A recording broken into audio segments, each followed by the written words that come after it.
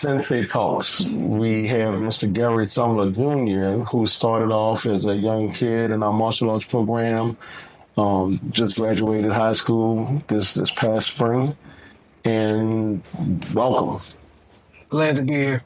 All right. So, about how old were you when you started martial arts, and about how old were you when you had what we can call your break? I want to say 11. Okay, 11 Yeah. years. And stopped where, about 14, 15 years old? Around that, between 8th and 9th grade. All right, because I know that the sports started taking and play. And what sports did you play in high school? In high school, I played football, baseball, and soccer, and I took on powerlifting between my sophomore and junior year. Yeah, because I remember your plate got kind of heavy, so I know that was one thing. But you will be joining us back, as you just informed us, so that's a great thing to have you back on the floor as one of our black belts. How would you say your journey in martial arts was from the age of 11 up to the time when you had to break away? Well, when I first came into martial arts, I'll say I was quiet. Martial arts helped me get out of my shell, and it allowed me to be a more, I won't say outspoken person, but it allowed me to speak up more. Okay. So it helped you with your confidence? Absolutely. Okay. All right. Absolutely. That's what I was looking for. So with the confidence, tell us more about some of the things you did during high school that wasn't sports related. During high school, going into high school, I joined FBLE, which is Future Business Leaders of America. I was a part of the Student Government Association. Okay. I became the head campus ministry leader while at St. Aug throughout my 4 years being there. And I was just in a lot of different stuff. I was a student ambassador. So just coming from here and becoming out of my shell, that allowed me to go into a different setting and apply that somewhere else. Right. And you mentioned about being a student ambassador. I think a couple of times you received some of our black belts who was coming into St. Augusta, which is my alma mater, your alma mater now, one of the best schools in New Orleans. We'll just say one of them. Yeah. But if not the best. But we had quite a few black belts go to St. Augustine High School, as well as many other schools in New Orleans. But you were there receiving some of the kids I don't think you even knew. But when they told you who they were, then, that built a relationship from what I understand. Yeah. Okay. And so those things like SGA president over the entire school in your senior year, correct? Yes. Were you any of the other presidents of any of the other classes? So I was a junior class president prior to.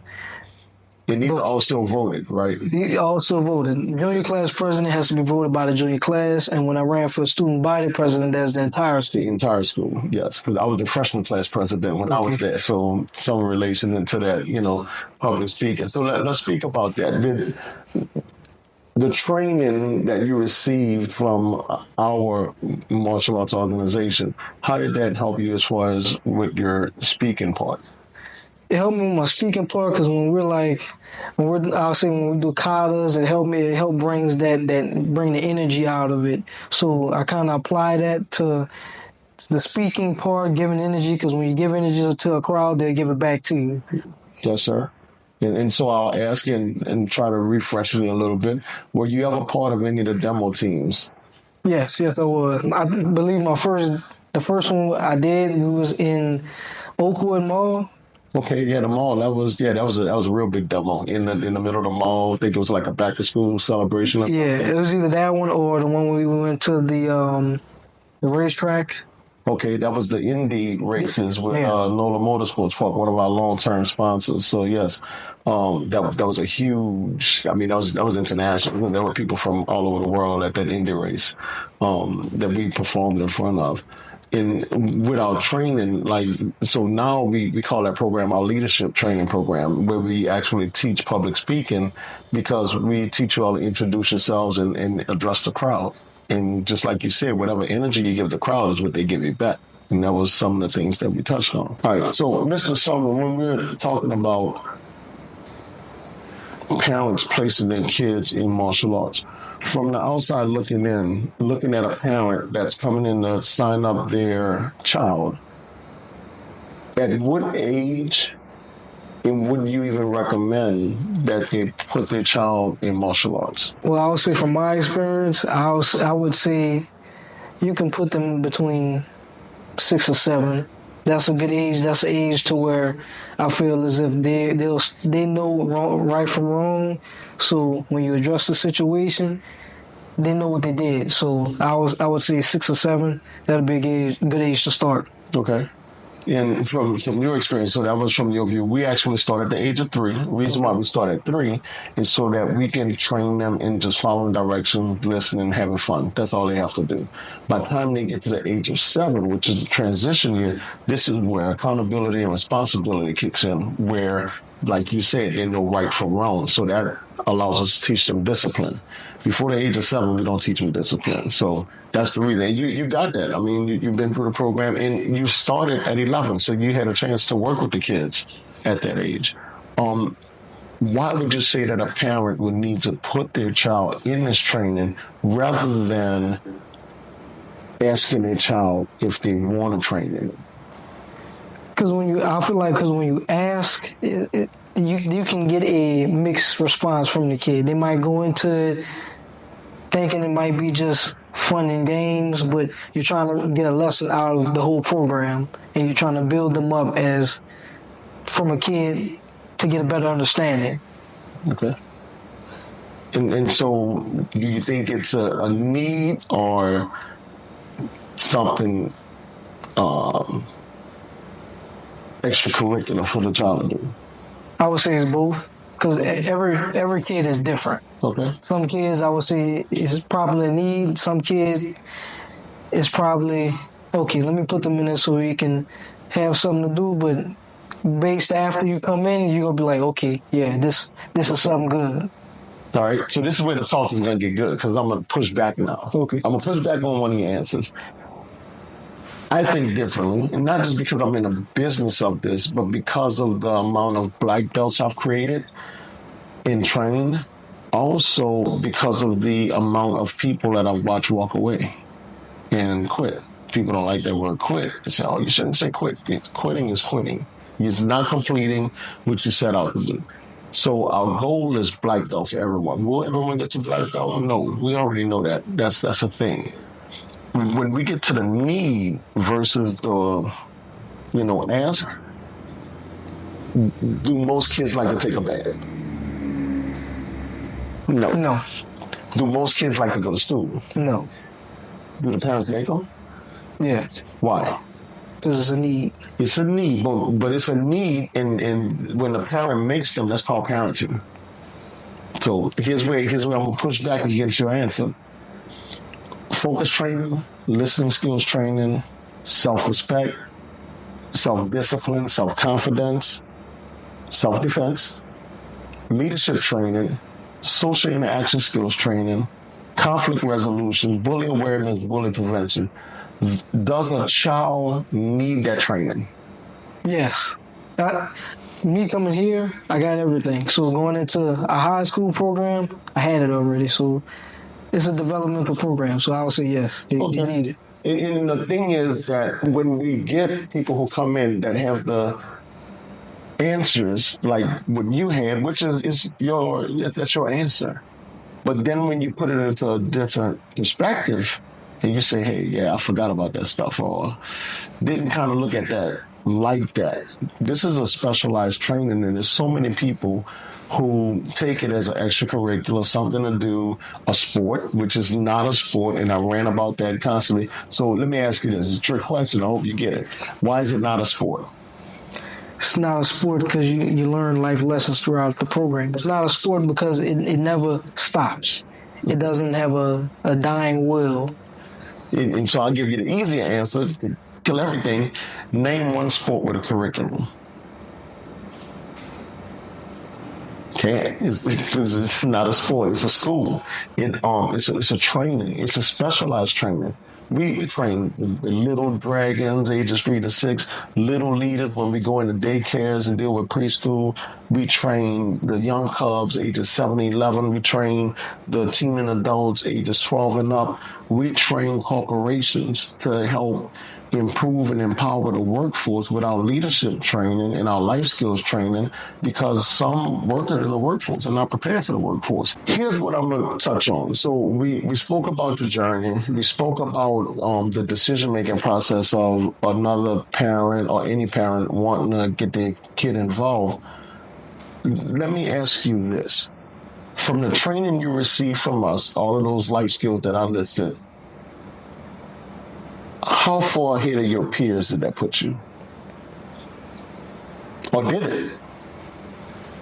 Going into a different setting? Going into the different, wherever, school, social? It definitely gave me an advantage, because going into just anything, it allowed me to put a impression on others, a mature impression. So teachers, anybody, they knew, okay, this guy's dependable. So it built me up into a young man, given to that aspect. So yeah.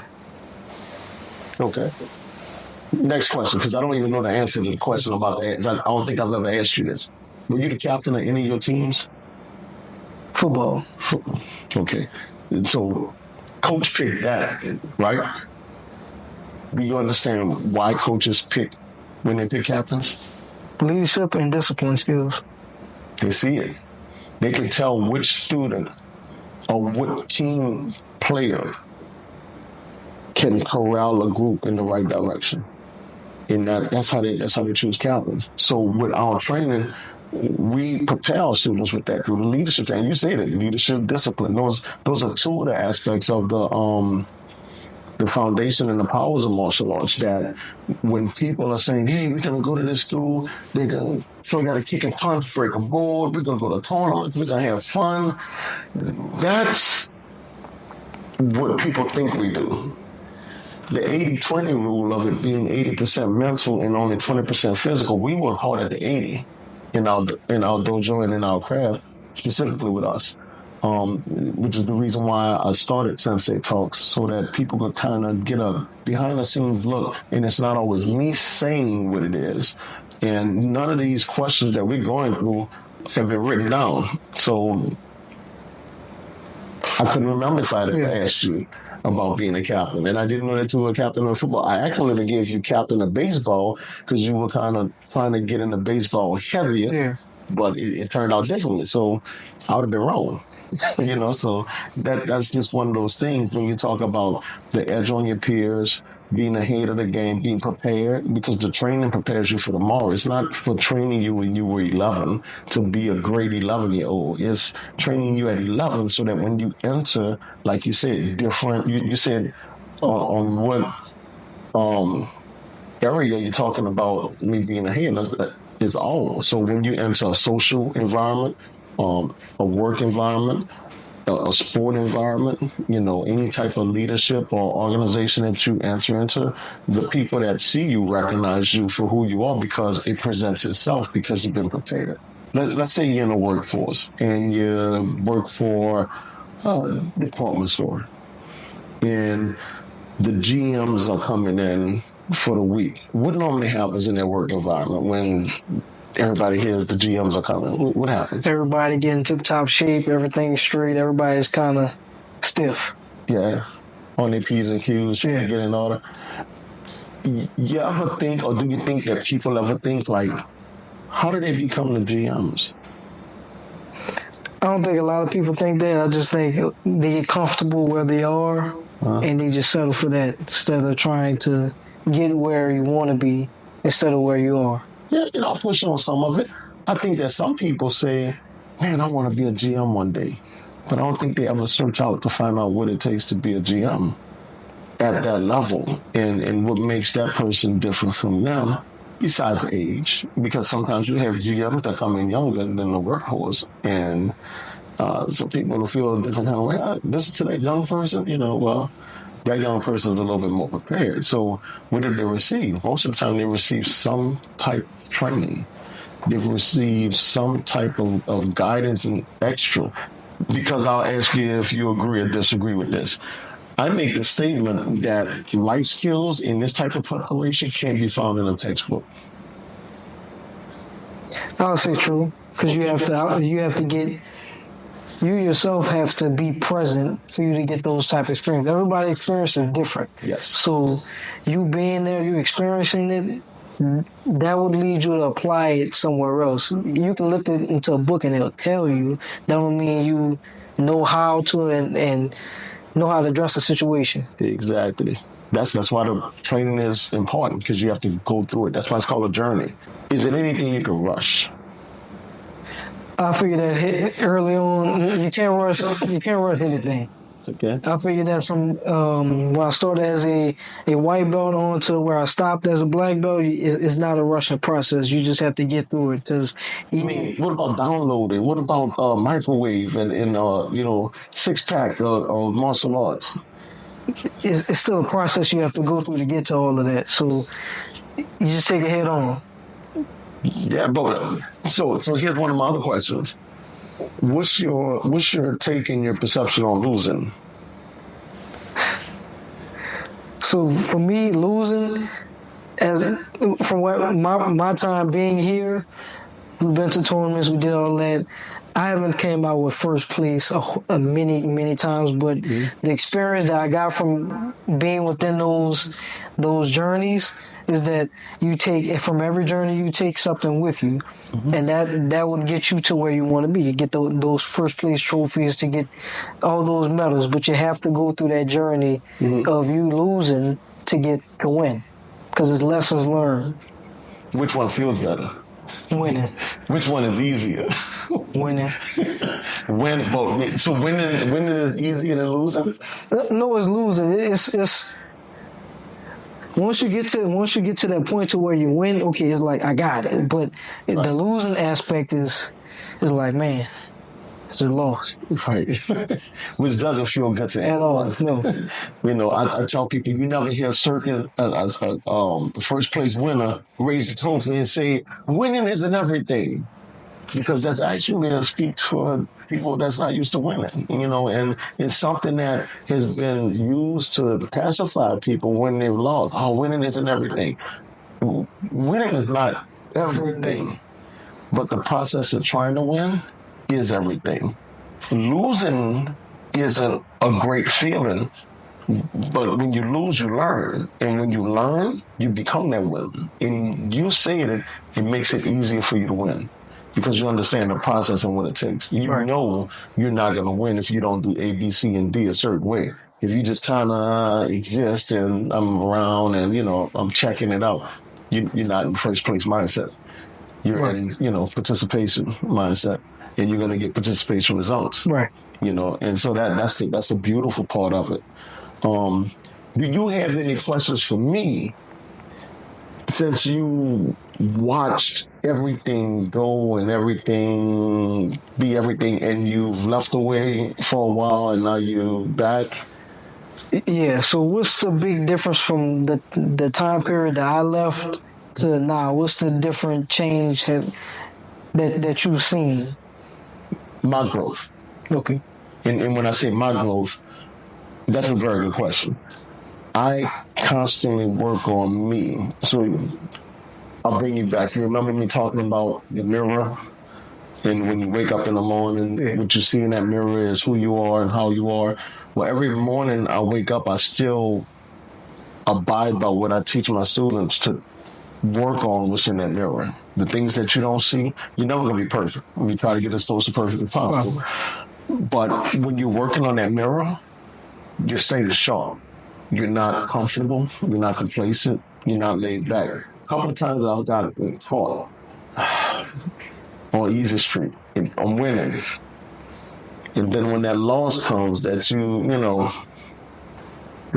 haven't felt in a while, it hurts harder. It hits harder. It affects you stronger. And so what I've done since you've been gone, I've sought out to other martial arts school owners and things, and I've traveled and I've visited, and I've put myself in a circle of winners that were bigger than me.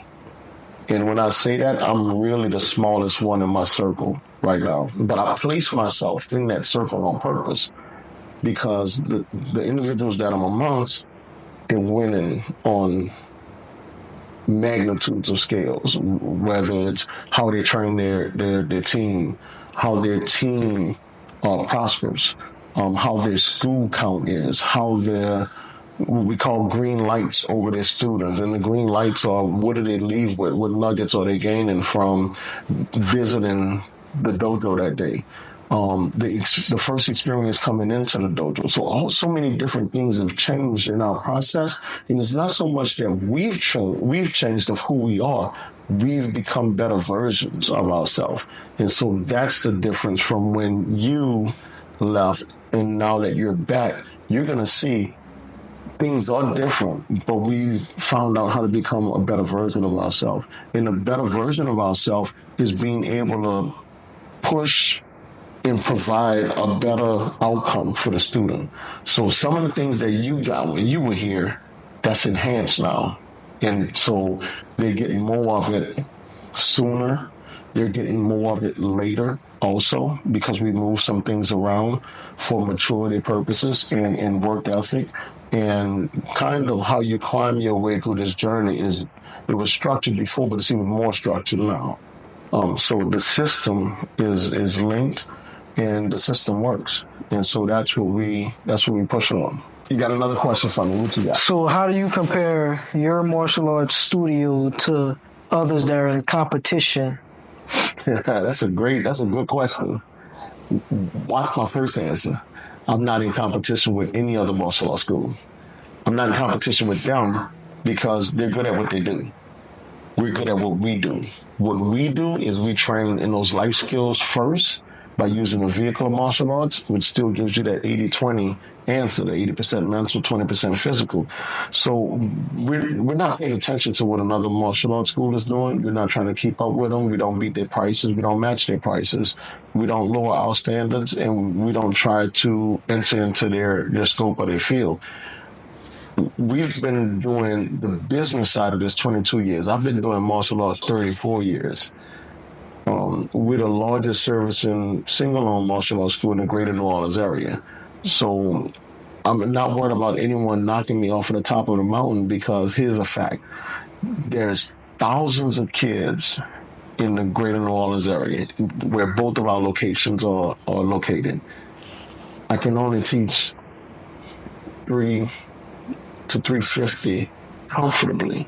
Once you start getting into 500, 600, 1,000, it causes for more locations, which is all great. But inside of one school, the max is about 350. I can have 350 in one and 350 in the other, and it'd be 700. You can teach 700 kids.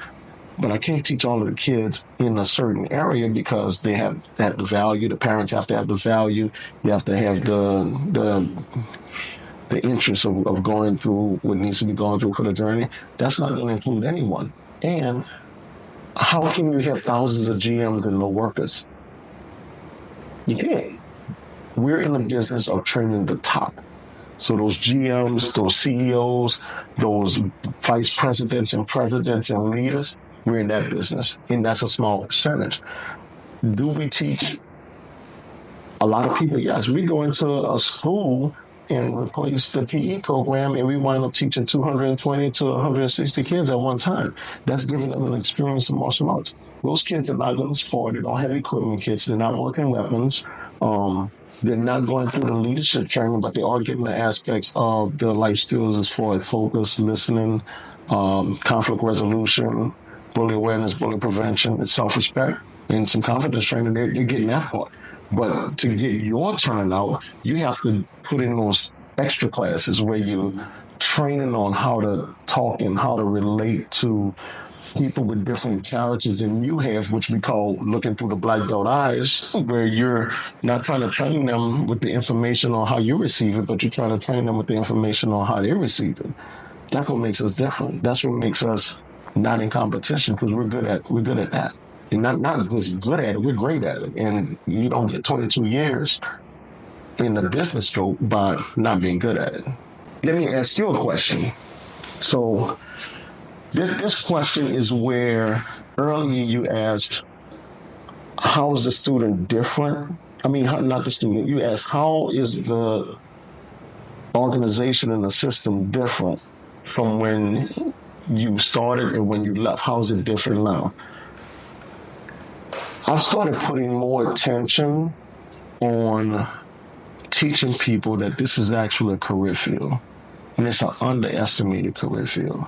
Not only is it an underestimated career field, it's an underestimated lucrative career field for the hard worker, because you're not going to get it easy in this business at all. But no one, everyone wakes up and say, I want to be a policeman, a fireman, a judge, a lawyer, a doctor, an engineer, chemist, blah, blah, blah, blah, blah, blah, blah. But no one. Who says, I want to be a martial arts instructor and impact people's lives and teaching life skills training? No one really says that because it's not popular. You look at a lot of schools, they're different. Some people have jobs and they open up their school in the evening and start their school. None of that is like important, but if you're going to do anything, you do it all the way. And so that's part of the difference of what we're trying to show and teach is the career path in this industry that is a normalcy in many other places, but not as much down where we live. And so, I mean, you don't see as many martial arts schools. There's not a lot of them.